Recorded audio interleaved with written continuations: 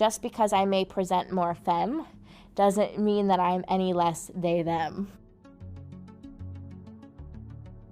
You know what, that thing where you're eating a meal, but you're not really eating a meal, you're just kind of picking at food on the counter. My family and I were doing that one night, and I just kind of looked at them and said, hey guys, I'm non-binary. I don't have a gender. In my opinion, gender is a universe. It is a broad spectrum of planets and stars and sky that truly cannot be contained into a binary. My pronouns are they, them, theirs, and that's a non-negotiable. And they were all kind of like, okay. I think one of the main reasons pronouns are so important is because other than our name, it's one of the main ways that people identify and call us. My pronouns are personally very important to me. Growing up, enculturated into kind of a system that really subscribes to toxic masculinity, I was always uncomfortable with being called dude, what's up, man. I was so bad at dapping people up, how guys do that whole that thing. I was so bad at that, and it just I felt very alienated every time someone would do that to me. So when someone identifies with a pronoun, they're essentially taking their little piece of that broad universe and identifying with that.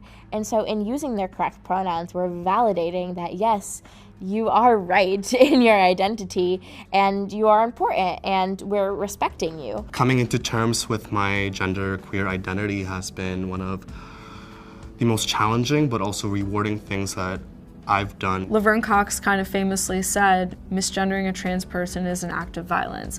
And it is. It's an act of psychological violence. It's a denial of somebody's personhood and a complete refusal to acknowledge their identity, whether intentional or not. And so it is something that is entirely wrapped around our everyday lives.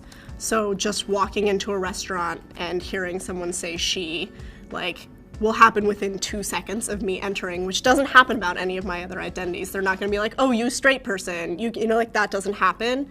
But automatically someone will make assumptions about gender which translate into pronouns, which mean that I will hear over and over again people saying something about my identity which is false. I think a lot of people associate expression with identity, and sometimes that's not the case. Oftentimes I'm in situations where I'm not the most safe being able to express my gender identity, and in those cases, even in those instances where I'm wearing basketball shorts or sneakers, you can't take my gender identity away from me because that's mine and not yours. So many different options for who you are and how to define that. So when someone chooses a personal pronoun that they identify with, using that pronoun is a form of respect and a form of validation that, yes, this is your rightful identity, and I will respect that. And I know personally when I get misgendered, by strangers it's one thing, but it's especially painful when it's people who are close to you.